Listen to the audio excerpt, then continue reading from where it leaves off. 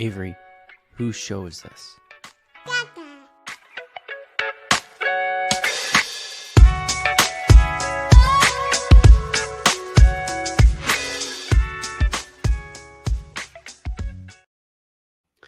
And we're live. Welcome, everybody, here to the Lakers Lounge Podcast. I'm Anthony Irwin, joined on this fine Sunday night, my time, Sunday evening, your time, Raj, by Raj Chapalu. After that, Lakers, we'll do air quotes on win.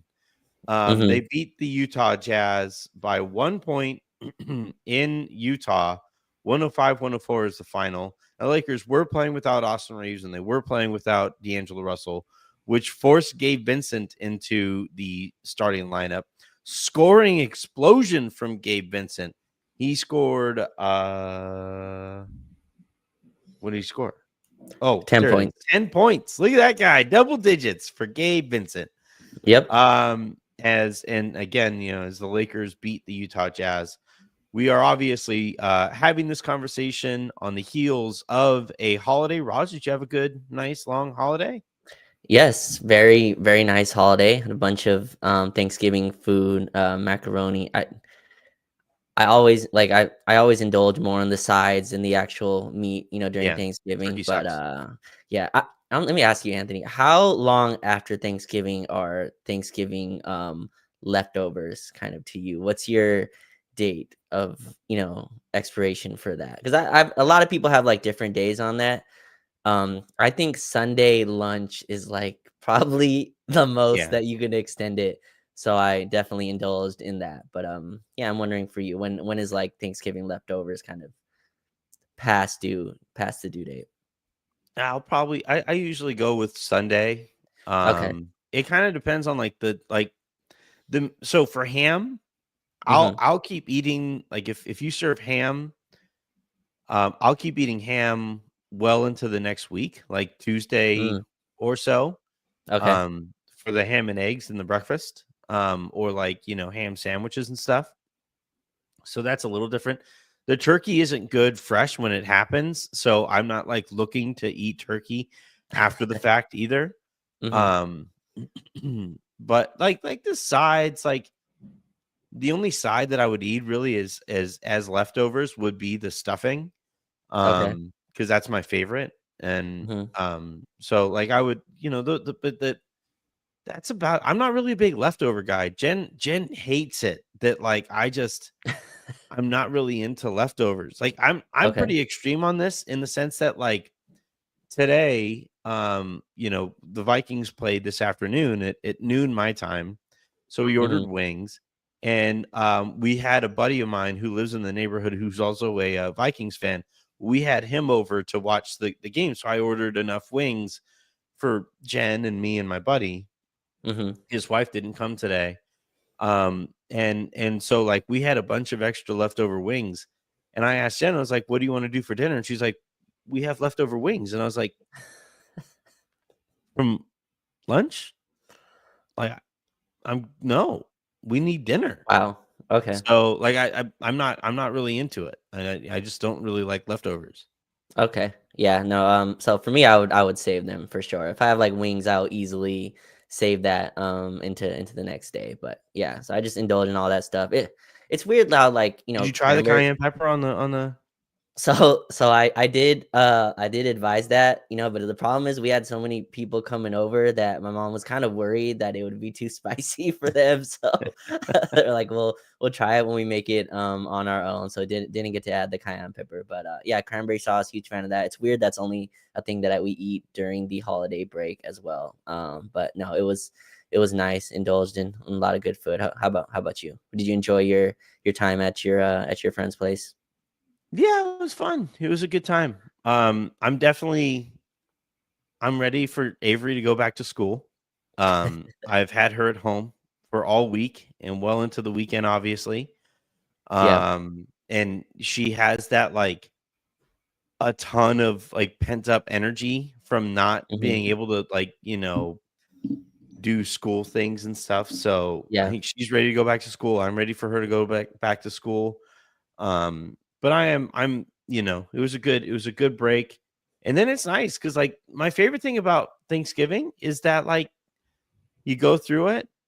It's like the warm up, right? It's like the last preseason game before the regular season. It's like your tune up. It's your dress rehearsal, because it and during the holidays for me for Christmas, that's when like you actually have good food at the table for Christmas, because you don't have to throw a turkey out there.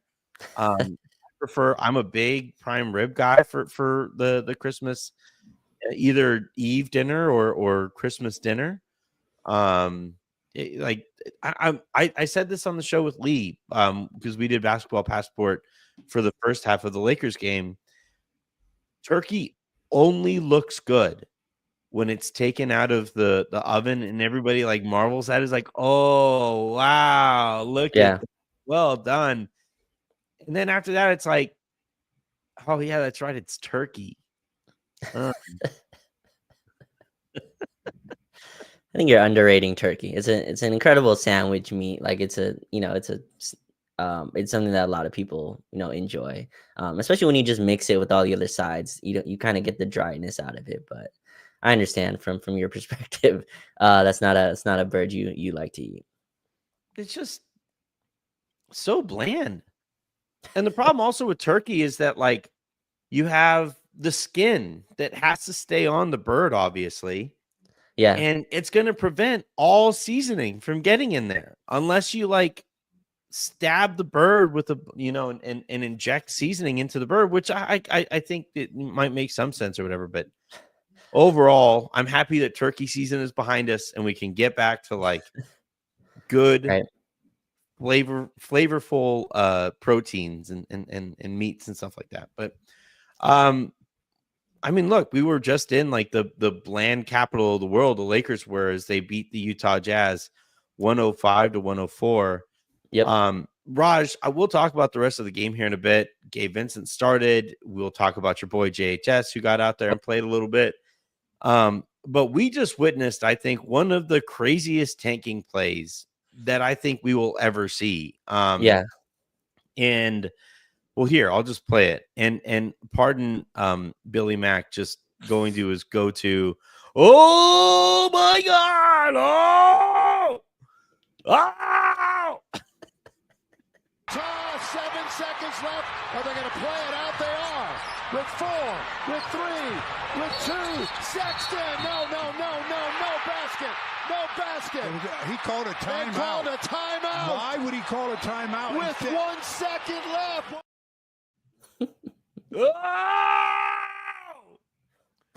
Oh!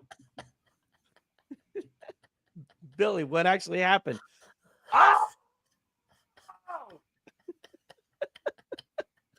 He just yelled no like 6 times live. Billy, you're a play-by-play guy. You have to tell people what happened there.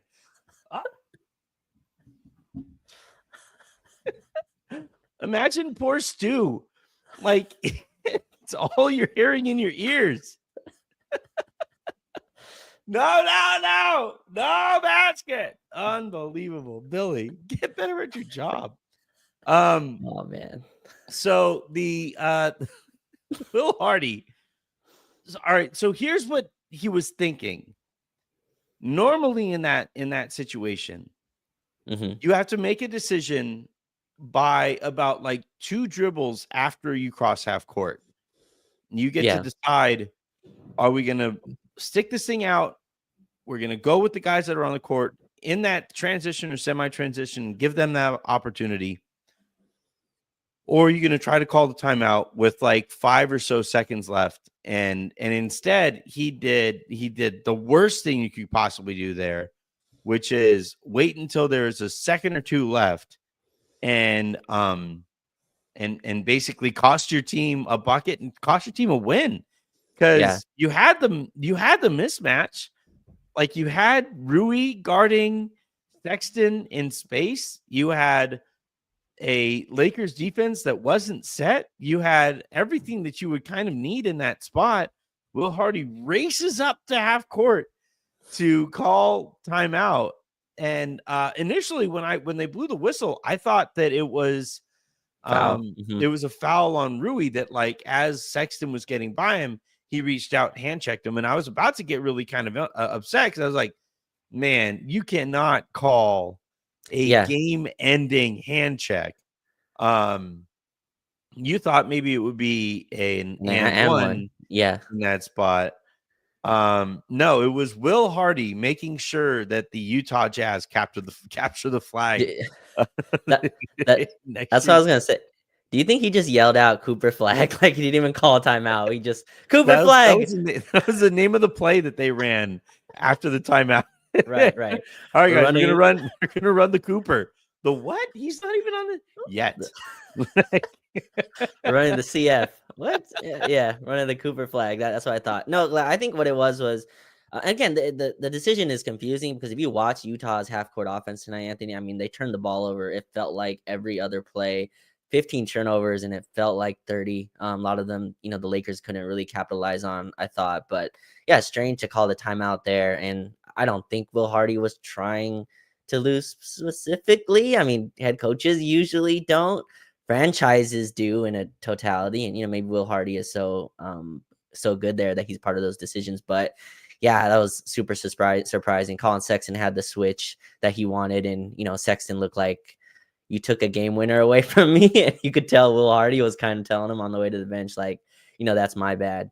Even more weird part, Anthony, is they didn't even run a set play. Like they're out of timeout after that was just a lot of strange. Again, the ball got to Colin Sexton on a weird play, and I think he got blocked or whatever it was to end it. But yeah, super strange play. I don't know if Cooper Flag's highlights just flashed before, Will Hardy's eyes while that ball was going in.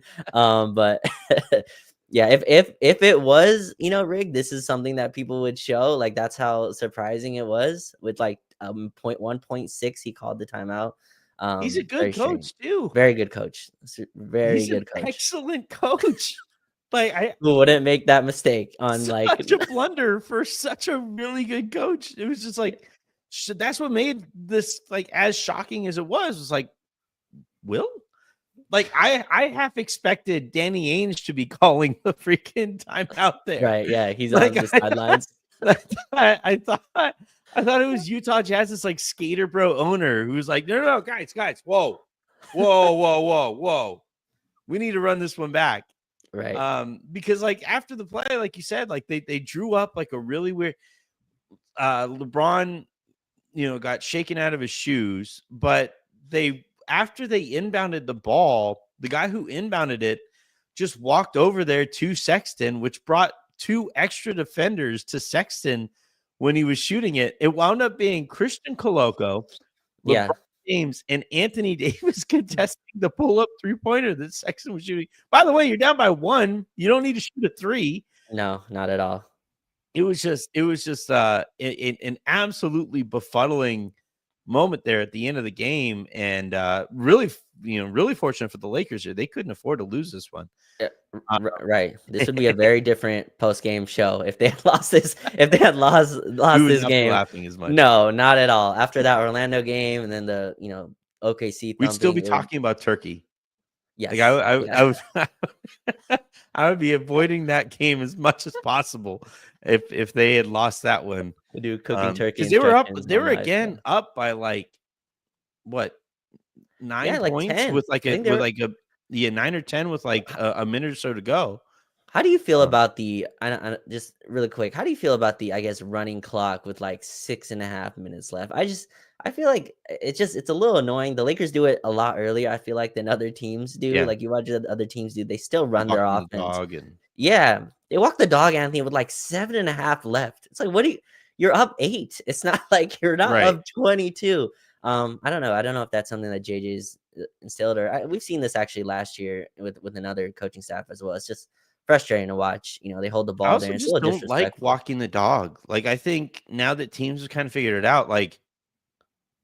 The problem that walking the dog, especially with the way that the Lakers do it, because what most teams do if you're going to walk the dog is you'll roll the ball down the court. Right. They just hold it at the foot. And you roll the ball down the court and you'll get to like half court. And when you cross half court, you'll still have like 22 seconds on your shot clock left.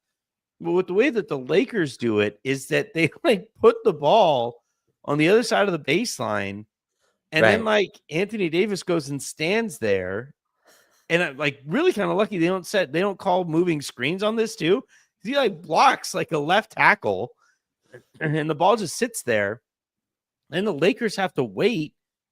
You know, they cross half court with like 16 seconds left in their shot clock, and it puts them way behind the sticks, you know, to use the football analogy there. Just like it's such a weird way that they do it. And like you're talking about, Raj, they're doing it like with not even halfway through the fourth quarter. Right. Without even like a real respectful lead, you know, like these are still NBA guys on the other side. And you could tell there's a level of just disrespect when you're up 9 and you start doing that. It's like, hey man, like let's keep playing. Like just, you know what I mean? There's a level of that goes on to you. I don't know. Lakers have got burned by this a few times now. It's just it's And it an makes annoying them passive too. Yeah, it's terrible process. And again, the offense that it, becomes is very much hold the ball at the top. Let's get the clock down to 5. Let's take a step back 3. And you continually do that. It messes up your offensive flow and it puts the other team in transition. And I think that's what got Utah going as well. They got nothing in the half court, Anthony. Everything was from like long range 3-point misses, and they got out and ran and almost stole this game. But thank you to Will Hardy giving the Lakers a little W in the win-loss column there. Yeah, the LeBron's been rough the last few games, and especially late in these games. And you guys see it there. It's the second bullet.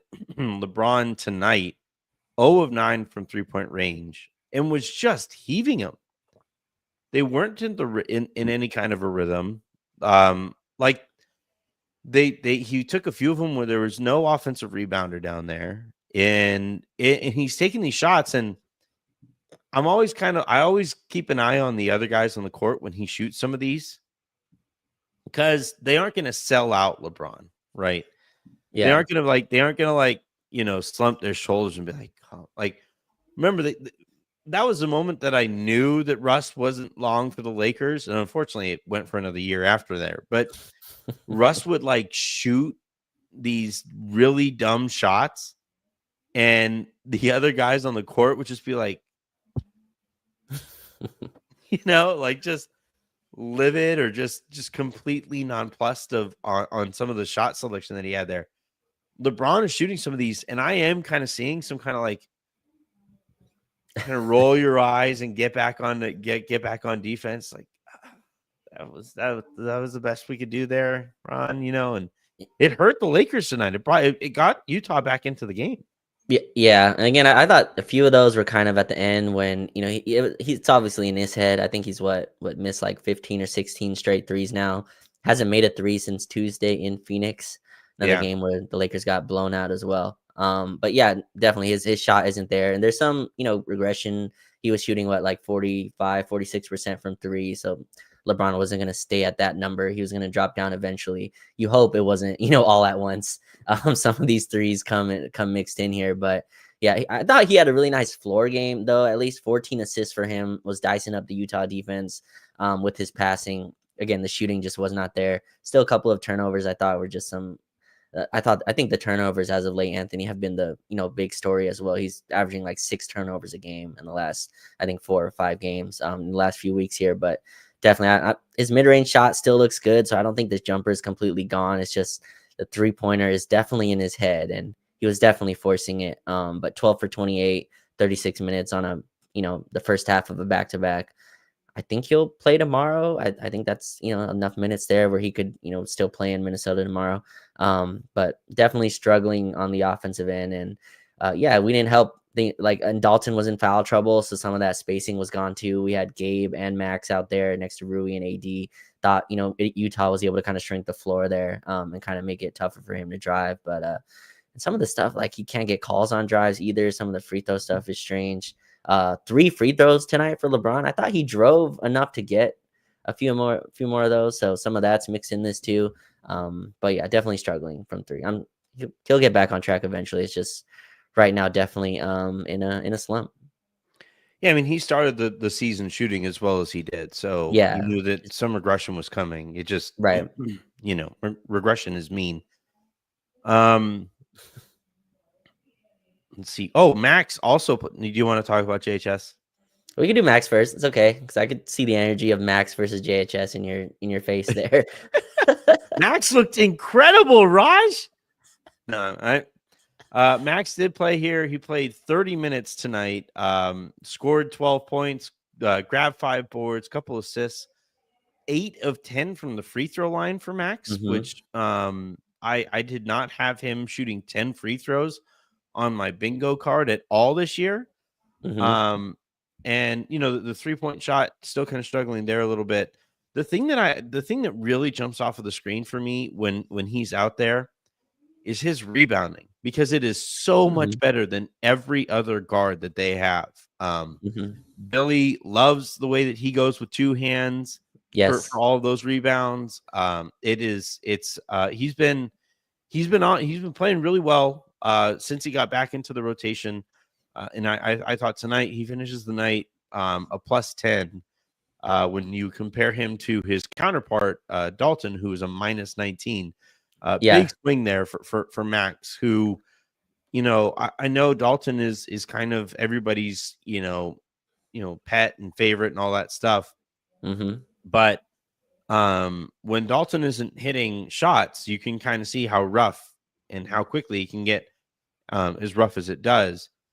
Max is a significantly better defender, does have that rebounding presence, and this is why I thought he was going to start at the beginning of the year. So good stuff there from Max.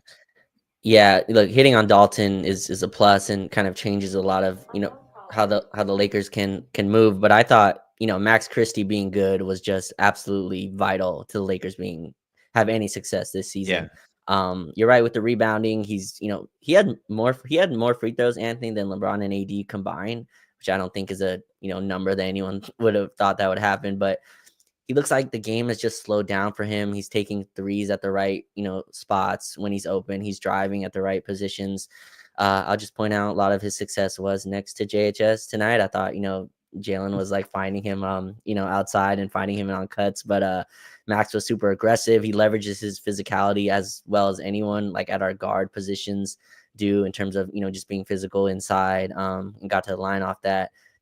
Back to taking the mid-range jumpers. I know we both love him taking, instead of having to always settle for the outside shot or always try to dunk on somebody. There's a little middle ground there where I think he is a solid pull-up mid-range shooter if he kind of goes to that. But yeah, it's that's to me the revelation for this team. If Max can be a solid contributor, I think that's so important. He played 30 minutes tonight, which I think is his season high. I would have to look.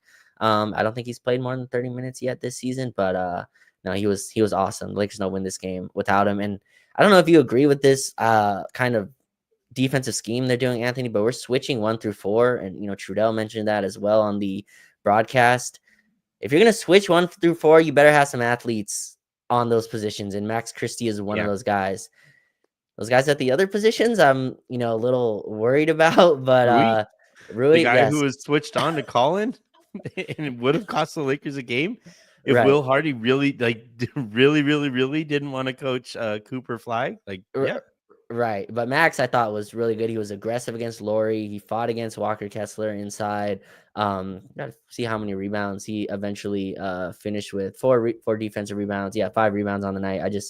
Max has been good, and this has been trending upwards ever since the San Antonio game. I feel like he's played really well. All right, let's talk about JHS. Yes. Let's take let's compose ourselves here. Okay. You don't 13 want the minutes for JHS tonight. Was a plus 12 in those 13 minutes tonight. Yes. That led everybody, that plus 12 in those 13 minutes. You mentioned how I like that backcourt of JHS and Max Christie. What I will say about it is that athleticism and that physicality compared to your typical Lakers backcourt, which is Austin Reeves and D'Angelo Russell or Austin and Dalton. Those guys compete defensively. Max Oh yeah. and JHS do. And it was really kind of gave a different look to what the Lakers get normally out of their backcourt. Yeah, so I'm glad Anthony, he had 3 shifts, and I feel like he did well in all 3 shifts.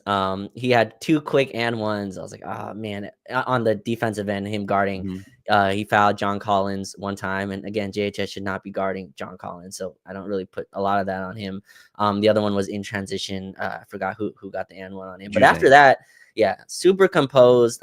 Didn't force anything. The previous times when he would get in games, Anthony, and this is the point I try to get across, without not trying to be very standish right on a player. It's just I look at a player that's a first round pick, that the opportunities that he's getting is in garbage time or in very or the magnifying glass is on him, right? So everything he does is just magnified. So usually when he comes to the game, it's like, oh, I gotta shoot. Like, I'm kind of open. I gotta shoot this 3, and it clings because number one, he's not a great 3-point shooter. But I like he was super composed, and that's the word that Stu used a lot tonight, and that's something that I saw coming off pick and rolls. And you don't have to do anything flashy, right? Anthony Davis is your screener. So your job is just to read the floor. You read what the defense is doing. That's it. And that's what he did. At 80 would come set the screen for him. He came off one time.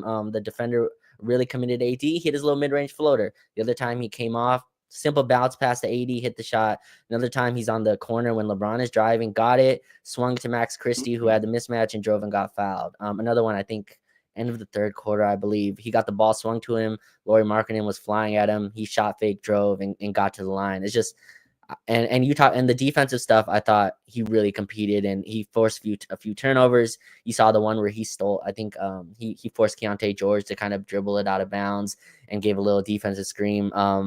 I think that's his path to any type of minutes, and just he's the 3rd string point guard right now. I think that's his path, just guarding really well at the point of attack, being an athlete there, getting deflections. It's clear they're not going to – I think they've kind of passed on him being just a full-time point guard, right? Even with Max Christie, Max was bringing the ball up, and they kind of had him off the ball. I think they really are trying to make him into a shooting guard, which I don't think is his natural role. But, in the NBA, you got to adjust. You either adjust or you're out of the league, and I think that's, where he's getting to. But, yeah, I hope – people kind of saw a little bit of like, hey, this is a guy that did average 22 in our G League place last year in 16 games. This is a guy that has some basketball talent that, as a first rounder, you don't want to just give up on too soon. But very excited. Plus 12. I think that was his highest plus minus so far in his career, with the Lakers. And hopefully, they get some chances here and there. Obviously, you want Austin and D'Lo back as soon as possible. But, hopefully he's able to just stay healthy. It's a guy that has had a lot of injuries so early into his career. Yeah, the JHS having his rookie option decline, playing well, and then the Lakers having to pay him this offseason if he's still on the roster after this season would be just a hilarious set of circumstances there for a front office that continues to just fumble these. Because all right, let's say you pick up the option, and this is what I was told that they were getting ready to do is that they would pick up only the 3rd year option, not make the decision, because you can technically pick up the fourth year option back then too. Normally that's what winds up happening, is that a team will pick up the 3rd and 4th year option on their first round pick. But the Lakers, what I was told, is that they were going to pick up the 3rd year option, see how it goes for the rest of the season, and then have that decision to make next year at the same time on the 4th year option, which I was like, okay, it makes sense, confirmed it elsewhere and went with my report, and then obviously got it wrong. And I had some people who work in various places around the league reach out, and it was like, look, we don't think he's going to be that great either, but making that decision that quickly, this isn't a riskless decision that the Lakers made there when they think that they're getting rid of the risk there. Now he is going to be in trade rumors the rest of the season because he is expiring money now. And get ready for that. I would probably be pretty surprised if he finishes the season with the Lakers for that reason. But this is like, this is why back when this was all going down, our takeaway was like, he'd only played like 21, 22 games when they made that decision on him. And I don't know how good this guy's actually going to be.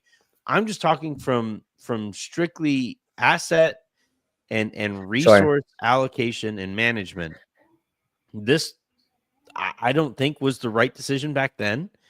And if he plays well, and then now all of a sudden they have to pay him when they wouldn't have had to going into next season, like, then it looks even dumber. Like you have to be pretty spectacularly dumb and bad at your job to put yourself in a position here where you're like rooting against the success of a player because that player's success would now make you look bad. Right. Yeah. And this is why this also just doesn't, this is not common around the league. Like first rounders, they not only get many chances with their incumbent team, they also just hop around the league. Just people, expect. But I'm a bridge that what you were talking about, Anthony, because you said you were keeping it with the asset part. And I think we always look at, asset management as just how much we're paying a player, right? We just look at the salary. Yeah. Like what are they in terms of our salary books? But we gave that guy, again, I know people don't follow this as closely as I do, but like the G League is a place that Lakers send their young talent to develop, right? That's a developmental league and teams use it for that. If you look around the league, teams uses it for their first rounders. Kobe Buffkin with the Atlanta Hawks got a lot of time in the G League last year. He's now a contributor on their parent team. Jalen got a lot of on-ball reps. I've mentioned the averages, which, people don't have to care about that, 22 a game, but that's not the point here. The point is that he got a lot of minutes on a team, and that's a lot of asset and time that you've invested in a player. To decline the third-year option to me is just like to save some money or to make him expiring when you already have way more than enough, in my opinion, expiring salary on the team. Like there's enough there that you can, move around to get a deal done. But what's done is done now, and we'll see what he becomes. And I don't think a star is going to burst out of here or anything like that. But usually teams give their own first rounders more time because of how valuable first rounders are spoken about, right? It's like, oh, is he worth 2? I don't know. How many all-star games has he made, right? Like that's the conversation that it goes to. And like a first rounder a year ago where the Lakers went, no, we saw enough in 20 games of garbage time and summer league to say we're good. I think that's bad process, even if the result comes out correct. I just think that's a bad process from an organizational perspective. But we'll see what JHS turns into. Well, they shit, dude. Like saw it with Scotty and with Jay, where they didn't get really opportunities with the parent team. Then they walk after they developed with the G League and in that system. A coach, by the way, they fired over the summer. Late into the summer after he conducted summer league. So it was like, yeah, I don't know. I'm like I said, I've always been pulling for Jalen, even when it didn't look like he was going to be very good. I still have serious questions about this guy's game. The shot, like he shot some free throws tonight. They both went in. But I was like, your shot didn't always look like that. Like, why are you using more left hand at this stage of your career than when you entered the league on your shot? But at the end of the day, he got in there and contributed to a win that, again, like, we joked about it earlier. We'd be having a very, very different conversation right now. And the tone of this show would be very, very different had they not won this game. And they don't win this game without Jalen Hood-Schifino. I did not have me saying that on my bingo card this year at all.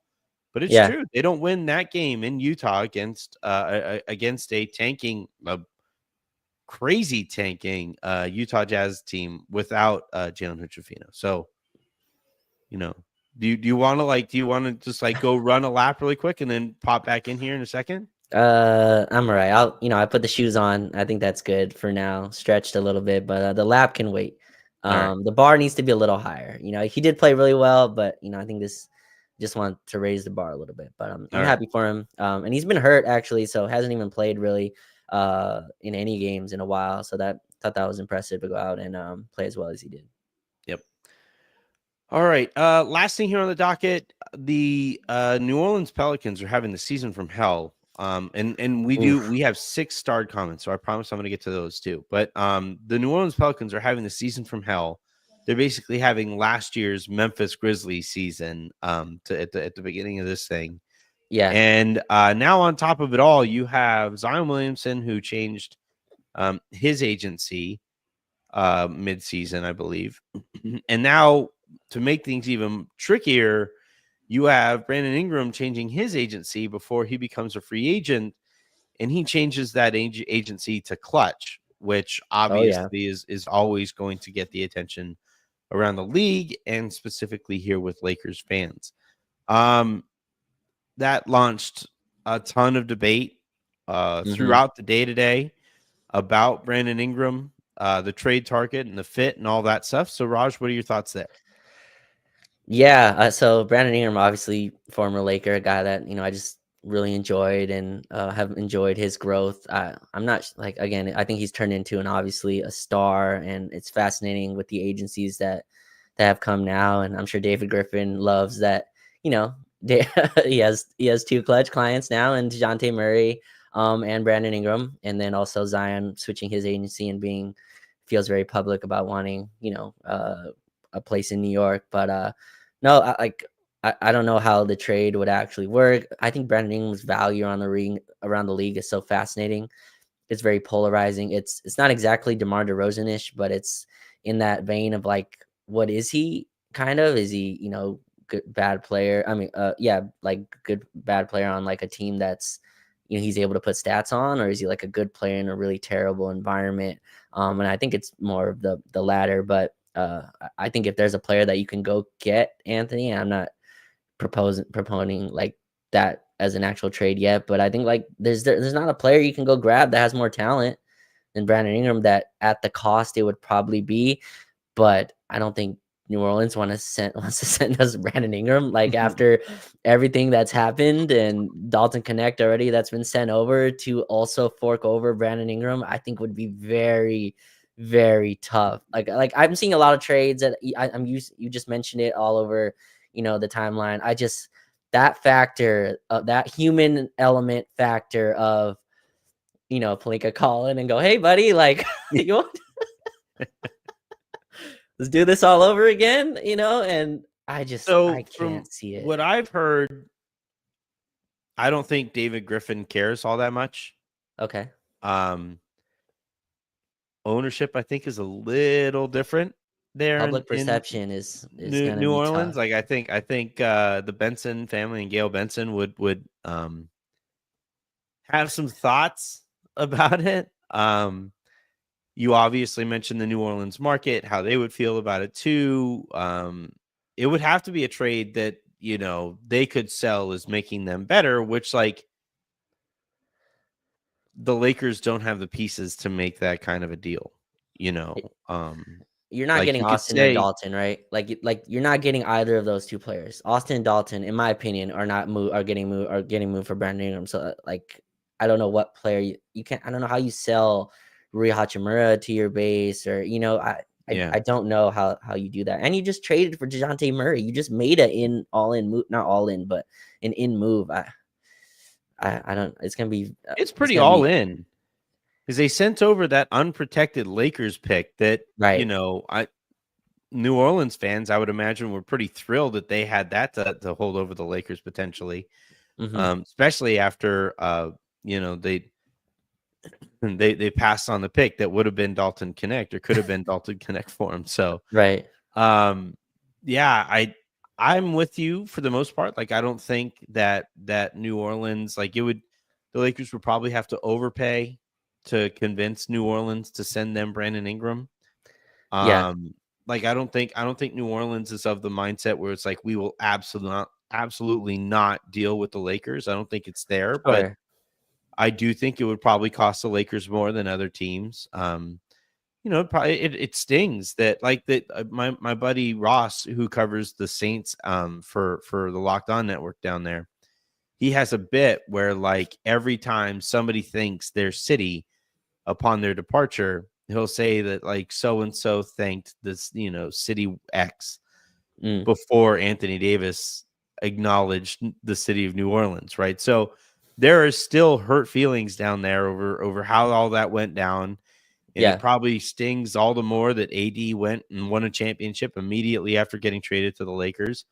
And then, you look at the fallout there, they got Zion Williamson kind of sort of out of the deal by tanking the way that they did.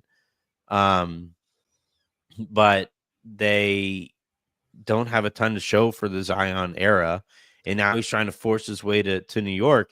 So had they had more success, I think they would be more open to these kinds of conversations. They just haven't had that success. And, like you could say, yeah, maybe D'Lo and Rui fit better than,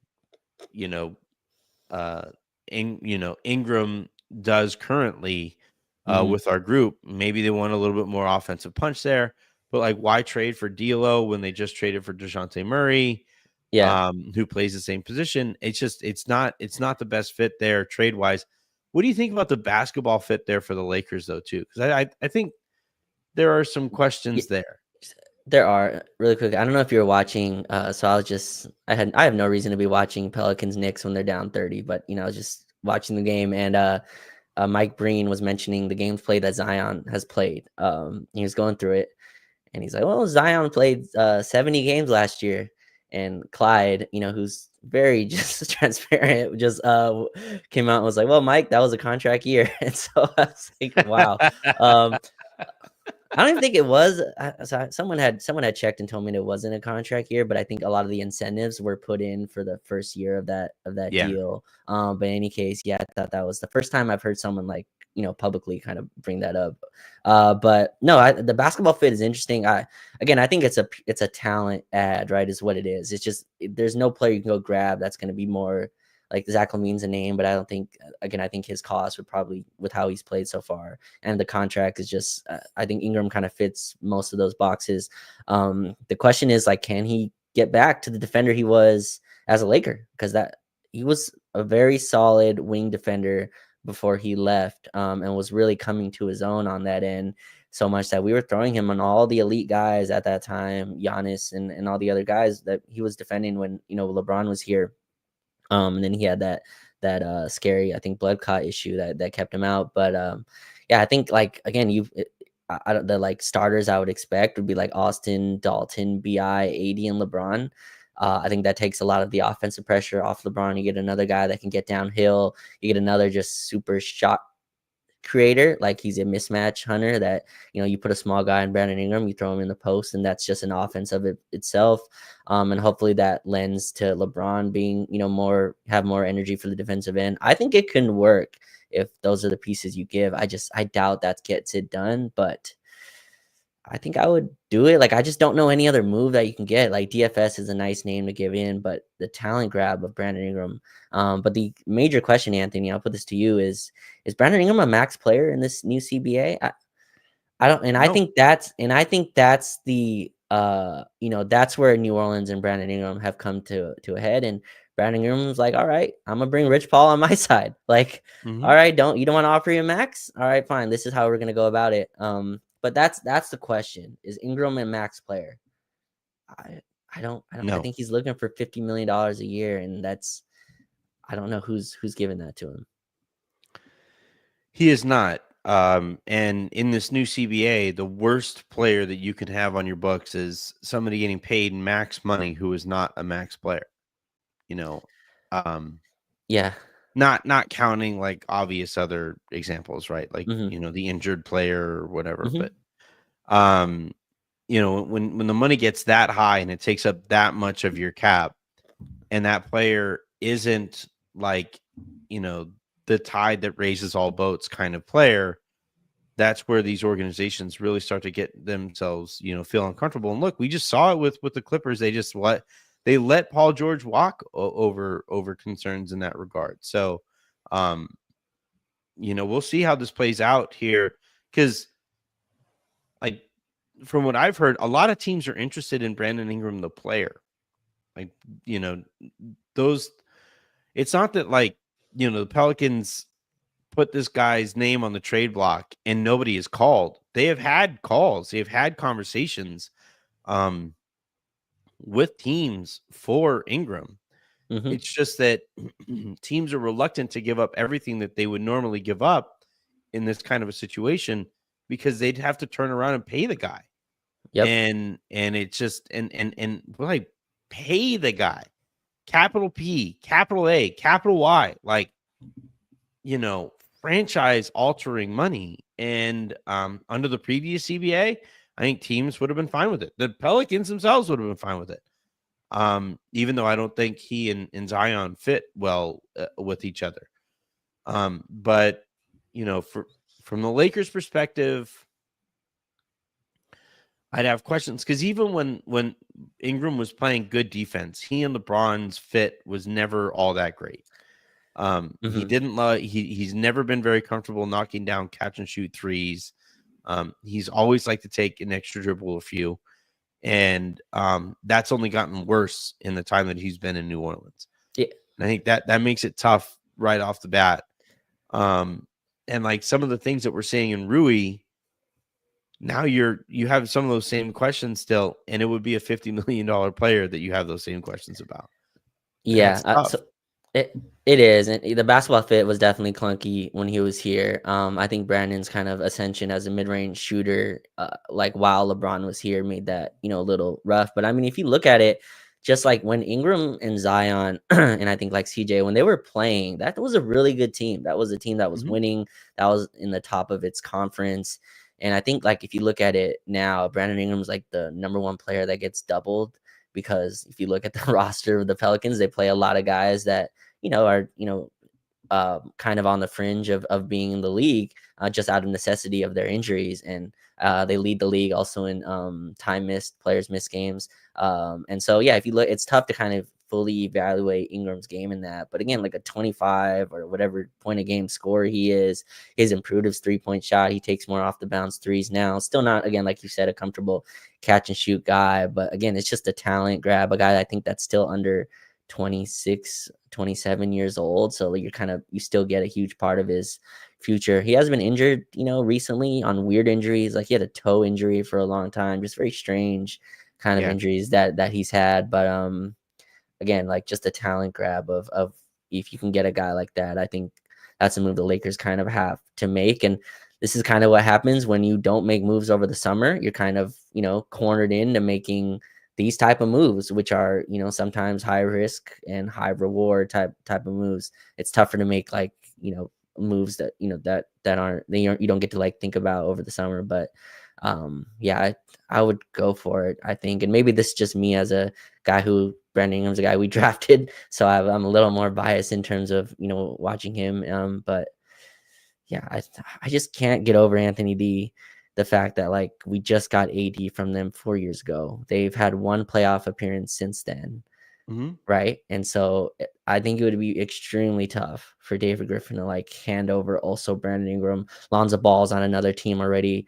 Josh Hart is playing well on another team already. Yep. Like all the pieces of the AD trade, whatever's left is really, I don't even know who's left on their team from the AD I think that's trade. it, because Nance is in Atlanta now.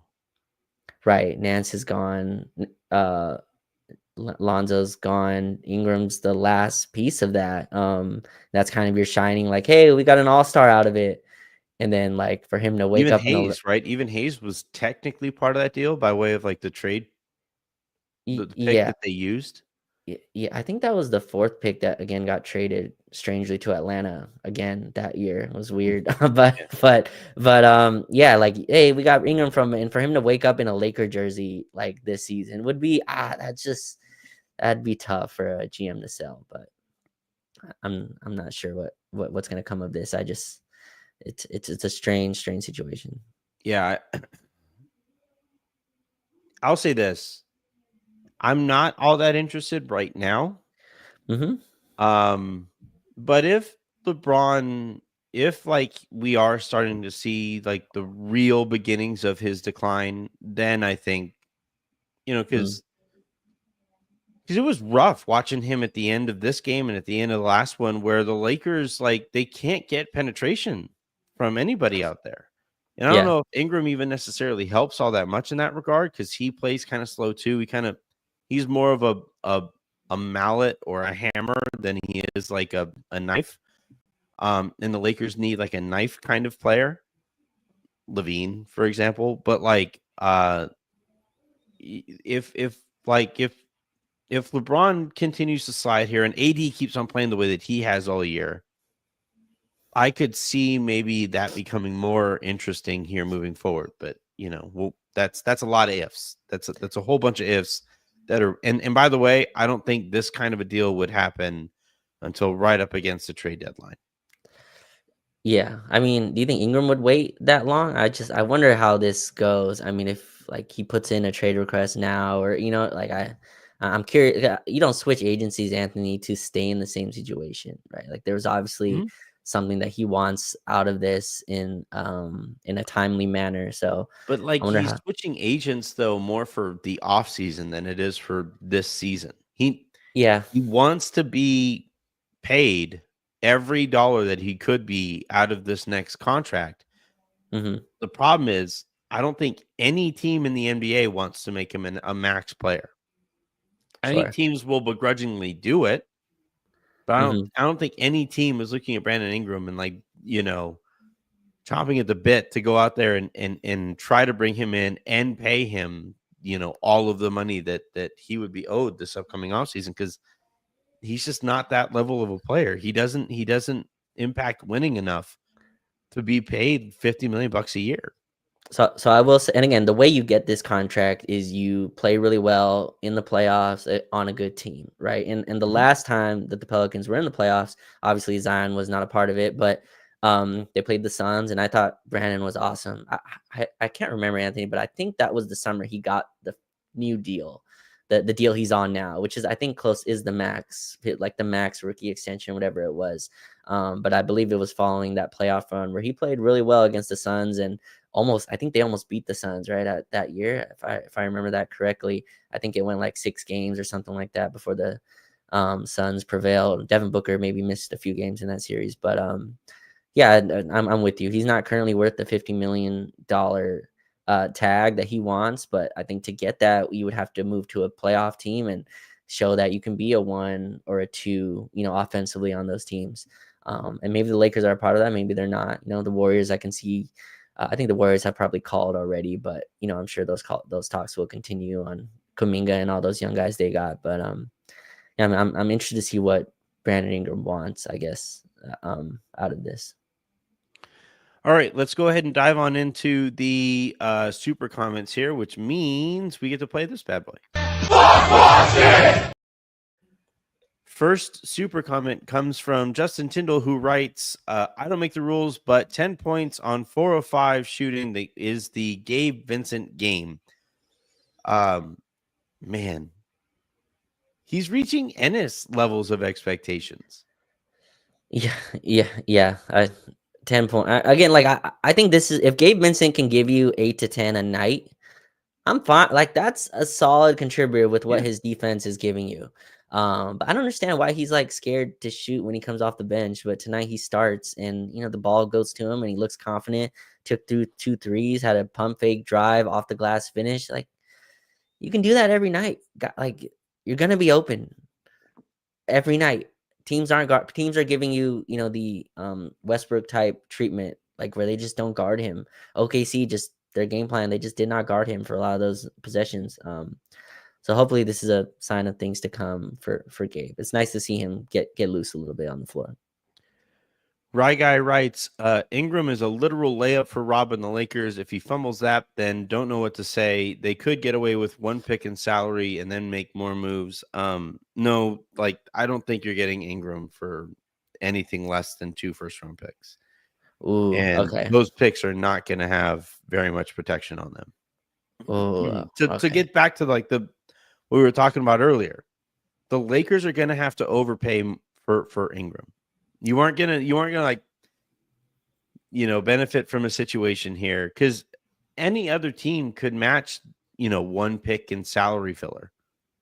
Any other team, and if like the Lakers and the Warriors have the same exact offer, guess where Ingram is going? If the Lakers and the Heat have the same exact offer, guess where Ingram is going? So Lakers are going to have to pay for just at least a little bit more, to get their hands on Ingram. Right. Yeah.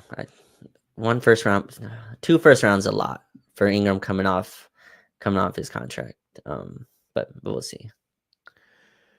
All right. Let's see. Marley Villasenor writes, I don't think we should jump the gun on BI. He's not a high motor defensive minded wing or a bruising center. He's a really good player, but not what we need. And he needs the ball in his hands. I think that's kind of where I sit. Sure. Maybe not like if that's like a 10 out of 10 Heat kind of take, I'll probably scale back the Heat a little bit and say, like, I think there's a world where he helps, just like you're talking about, Raj, from a talent standpoint, especially if, like, in terms of players that you're giving up, if it's just like, I've been trying to do this, and it's on like, here's the thing. As we get closer to the trade deadline, the first thing that the Lakers are going to have to do is move like Wood or Maxwell Lewis or one of their minimum like expiring type of players, move them without getting any money back, just to give themselves more room. Because like you go to a trade machine and you try to put together a trade for Brandon Ingram, and it's like pretty tough actually, because of how much he makes and because how much the Lakers would have to send out. It is not an easy, it's I haven't found one, to be completely honest. I'll just comment on the, Marley was saying he's not a high motor defensive minded wing, and that's very true. And that's a bet you're just going to have to make. The New Orleans made the same bet on DeJounte Murray, right? Murray lost a lot of that kind of defensive motor and energy, and they're betting then. He was bad again tonight, by the way. He's had a really tough start to his season. Played 2 games. I think this is his second or third game, but that's the bet. Brandon Ingram's 27 years old. You hope that, there's a resurgence from him on that defensive end. You scale back the offensive responsibility, and hopefully, he turns that defensive motor back up. So the trade that I put together, and this is just contracts, just take for granted that the Lakers have to send over 2 picks for Brandon Ingram.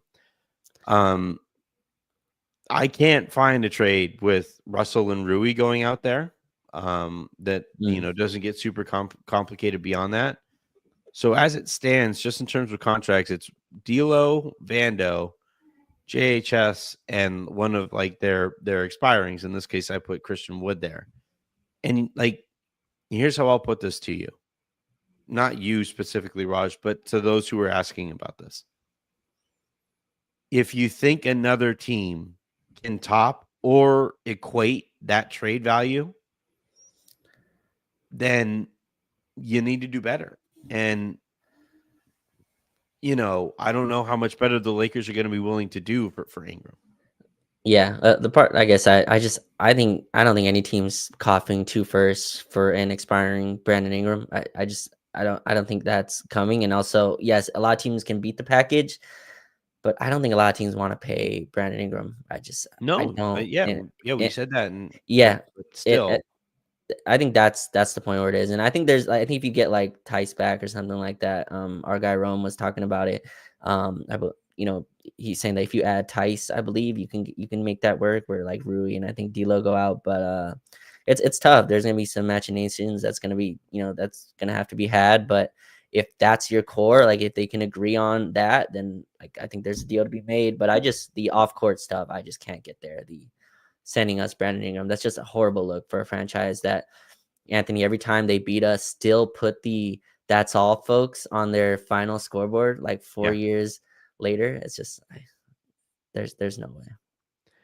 Brandon Oming writes, BI for D'Lo, Rui, and a first. Max is starting to look great. Just need the 3-ball to start falling. Also, go Vikings 10-2. Thoughts on Daniel Jones?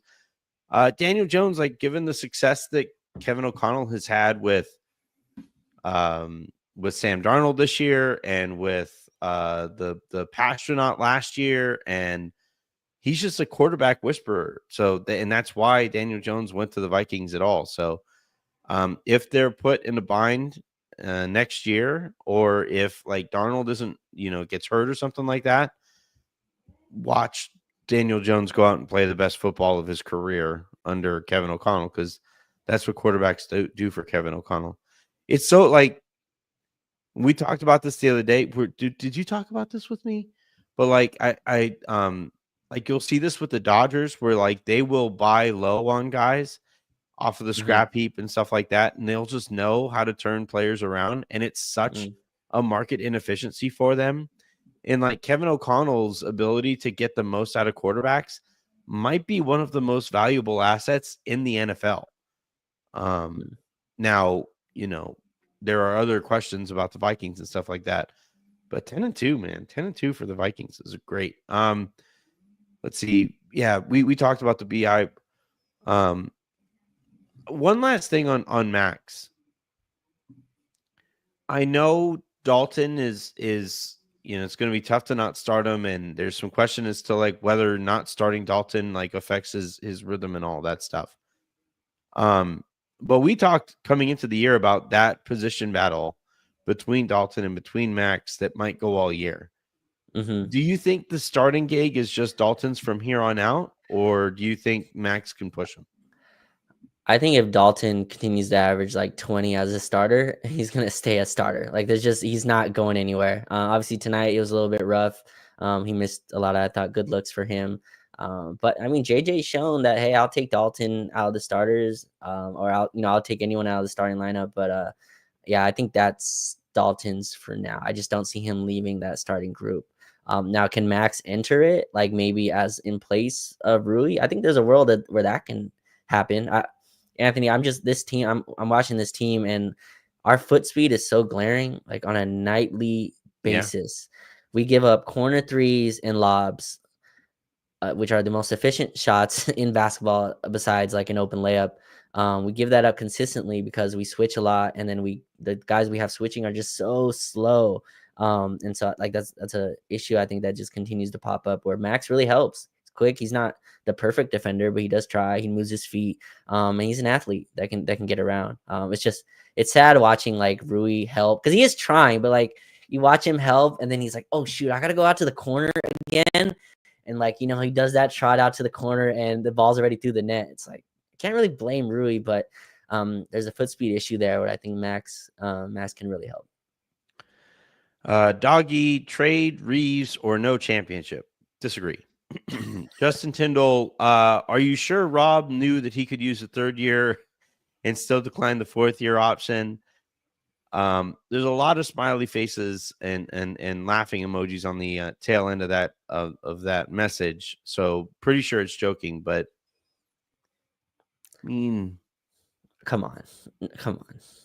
It's not just Rob in there. There's other people also involved in this stuff. They know there's a third and fourth year option. I hope. Matthew writes, New Orleans has not fared well under David Griffin. He has to be under a ton of pressure with Ingram. He can't lose him for nothing. But we said all of that, not all of that stuff about the Clippers and losing Paul George for nothing. This is the world that we are entering here with this new CBA, where teams are going to be willing to lose guys for nothing over not having to pay them max money. Like that's going to be a thing. Also, like I'm not biggest David Griffin fan, but I did like that New Orleans roster just healthy. I thought, Trey Murphy's a really nice. Herb Jones is a really nice piece. That's also out. Alvarado's a nice bench player that's also out. Like these aren't even their stars, but there's their bench guys that are out. Trey Murphy, I believe I mentioned Ingram, Zion. It's a really good West team if healthy. I don't know how I blame David Griffin for that, but you are blamed on you are judged on the results. And so I understand Pelicans fans feeling that way. Yep. Or I don't know if Matthew's a Pelican fan, but Matthew continues, we all know the answer for this team is Miles Turner. He would solve a ton of problems. He shoots 40% from three and block shots, allows AD to defend the perimeter. AD doesn't want to play center. Yeah, but Miles Turner isn't available. So yep. If we could go back in time, what's that song? If I could turn back time, like if we could, and go and make the Miles Turner Buddy Hield trade, I would happily do it. I said at the time that was the deal to make. But here we stand, and Buddy Hield is playing well for Golden State, and Miles Turner is the perfect player next to Anthony Davis, just like we all thought he would be. Doggy, would Malcolm and Marcus Smart be enough to win? Malcolm Brogdon? Guessing. No. Brogdon, by the way, is on the Wizards and playing, which he looked very miserable on the floor doing that, but Dude, that is what he's doing. No win November. Like everybody does no shave November and no nut November, and they did a no win November. They sacrificed wins for the entirety of a month. I don't know if people aren't watching the Wizards, and I'm sure they're not, but I was watching the Wizards game over the weekend, and I don't know, Jordan Poole plays like he's playing by himself. It's just him with next to no other teammates. But yeah, Malcolm and Marcus Smart's playing well. Another guy that was traded multiple firsts for. But I don't think that's enough to win the title. Is that what it's saying? I don't know. You can't use all of your assets on two more small people. Yeah. They're both like bigger than the guards that the Lakers currently have, but they're still guards. Like very injury prone too. Get me wings, get me size, athleticism, foot speed. Like just and Brogdon is not a foot speed guy. Smart, not really a foot speed guy. He's more of like a play physical, put you in the mud type of defender. Right. They need guards. They need a guard who can get by his guy without the use of a screen and wreak havoc on opposing defenders. Like they don't have that from their guards right now.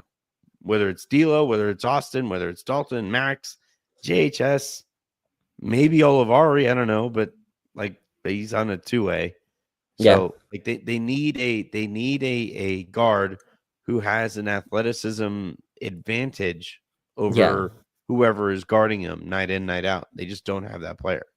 Someone that can guard their position. Like it's becoming like real concern. Again, tonight Utah's not the team that can take advantage of that, but I tell people go back and watch how many times Utah got a like straight line drive. Yeah. Consistently every time. It's just tough to build a defense that way. Any successful defense, yeah. All right, that is going to do it here for this episode of the Lakers Lounge podcast. A reminder, please do hit that subscribe button here on YouTube. If you guys are watching on Twitter, head on over to youtube.com/@LakersLounge. If you guys are watching in the morning or listening in the morning via podcast, hit subscribe wherever it is that you get your podcasts. And tell your friends that you love the show. Tell your enemies that you hate it. For tonight, I am Anthony Irwin. And that was Raj Palu. This has been the Lakers Lounge. Have a great rest of your day. Make somebody else's. And I will talk to you tomorrow, hopefully with a voice. One of these days, I'll have a voice again. Maybe. It depends. It's hard to tell. Have a good one, everybody.